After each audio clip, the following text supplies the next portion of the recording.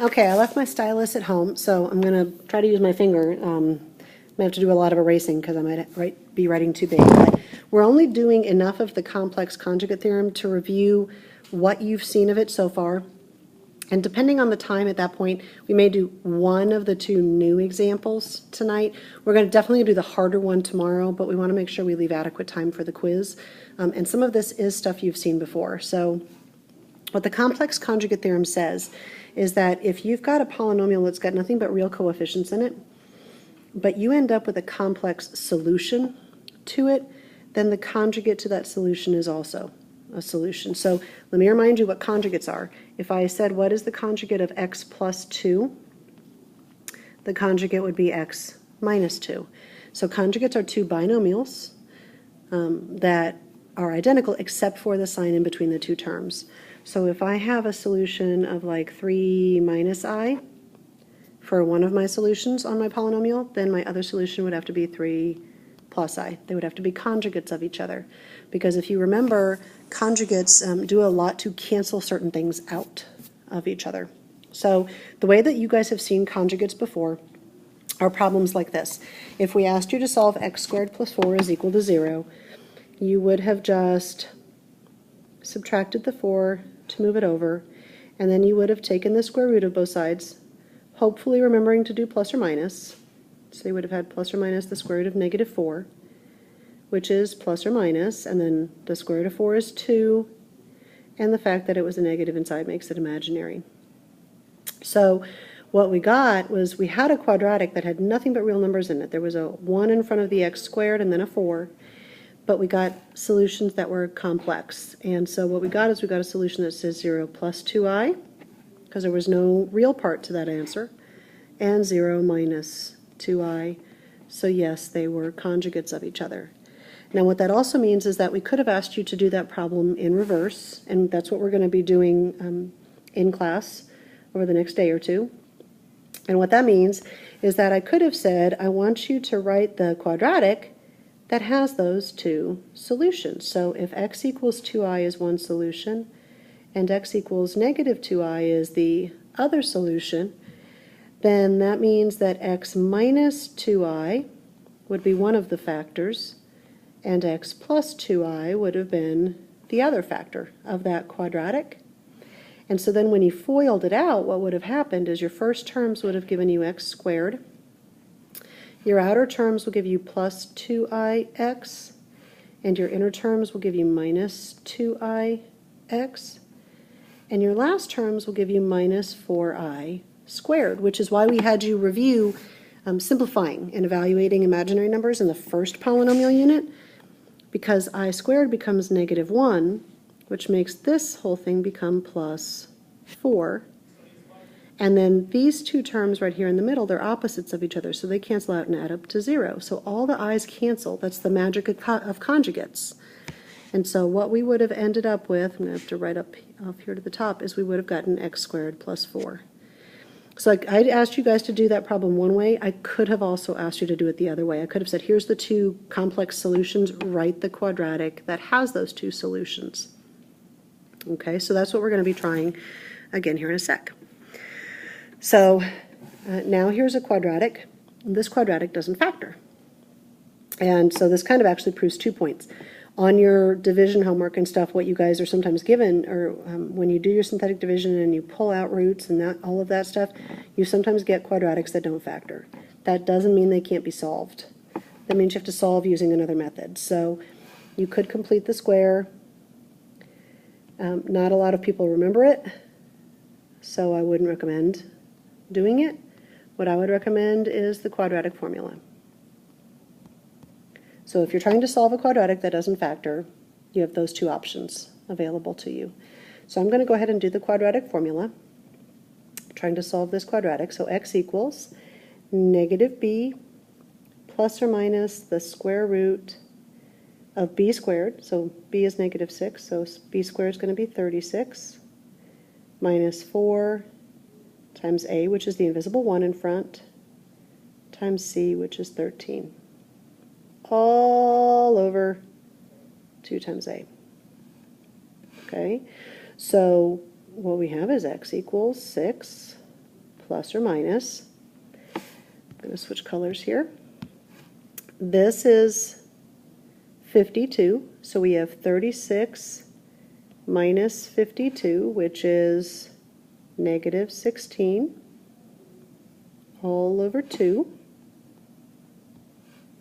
So we have 6 plus or minus square root of negative 16. So the square root of 16 is 4, and the fact that it's negative makes it imaginary. And then the whole thing is over 2. And then because both parts of that numerator are divisible by 2, it'll reduce. 6 divided by 2 is 3, and 4i divided by 2 is 2i. So there's our two solutions, and they're conjugates of each other because one of them is 3 plus 2i, and one of them is 3 minus 2i.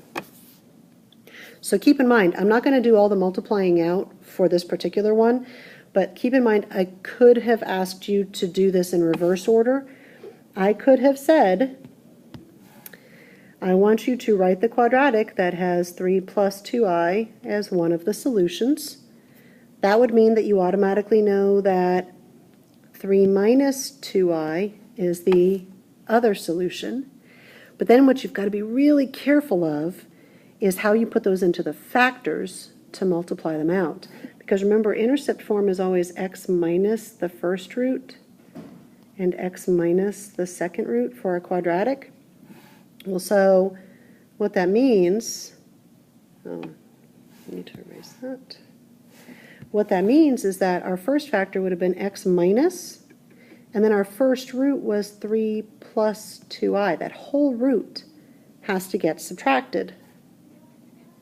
And our second factor would be x minus, and then our second root was 3 minus 2i.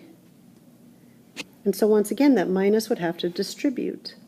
So the two factors we would end up multiplying out together would be x minus 3 minus 2i and x minus 3 plus 2i.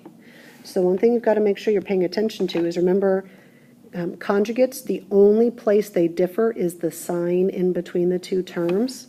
So I want you to notice that here they both have the minus in front of the 3, but here is where you see that sign change because they're conjugates in between the two terms of the solution. One of them will have a minus and one of them will have a plus. And then we could use multiplication to multiply it all out, and what we would get is our original quadratic back. So that's the process we're going to use, because we're only at 8 minutes. So that's the process we're going to use for the first of the two new types of examples. Okay? So we're going to write the equation to a polynomial. We want it to have real coefficients, and we want it to have the given information. Now, we've done these before, but in our first polynomial unit, we never had complex solutions. I gave you guys problems where I might have said, you know, your solutions were -2 and +1 and -4, and you multiplied it all out. It's the same thing, just with complex numbers in there. Okay? So I said I wanted you to write a cubic, degree of 3. But I only gave you 2 roots. I gave you 1 plus I, and I gave you -2. But that's because of the complex conjugate theorem. If my polynomial is going to have real coefficients, then if 1 plus I is a solution, then so is, fill in the blank. And hopefully you're thinking or you're writing down, the conjugate of 1 plus I is 1 minus I.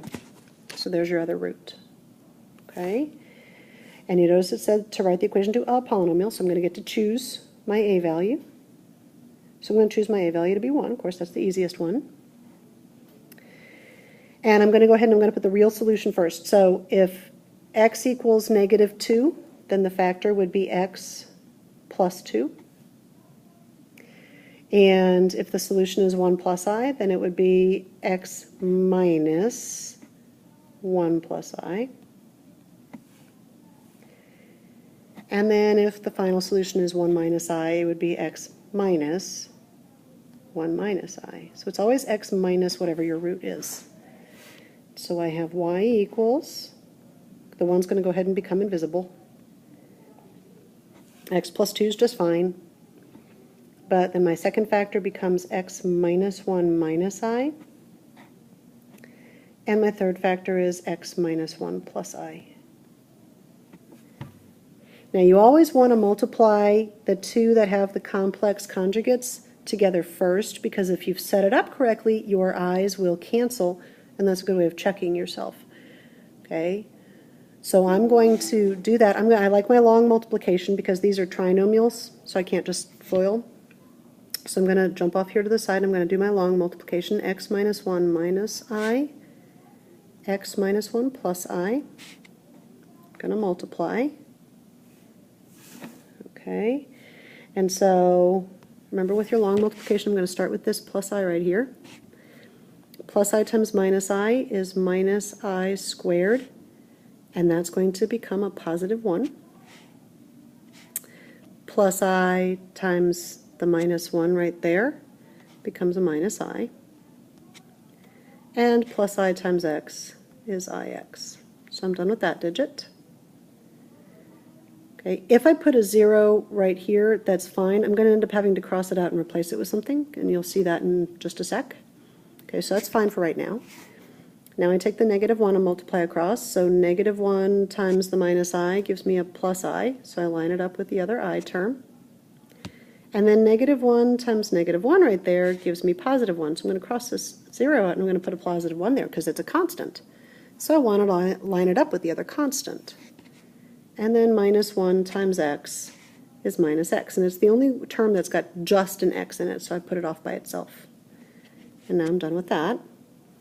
And now the last term. I'm going to take that x and multiply across. So x times minus I is minus ix, so I line it up with the other ix term. X times minus 1 is minus x, so I line it up with the other x term. And x times x is x squared. So when I add down, I've got my x squared, my minus 2x, the ix's cancel, the i's cancel, and the constants down here at the end give me plus 2. So now what I have is I still haven't dealt with my x plus 2 in the front, but now my complex factors, all the i's are gone, and it's just become a regular quadratic. And so now you guys can finish that multiplication for yourselves. You might want to pause it. I'll just give you a quick second to pause it, and then you can check your answers.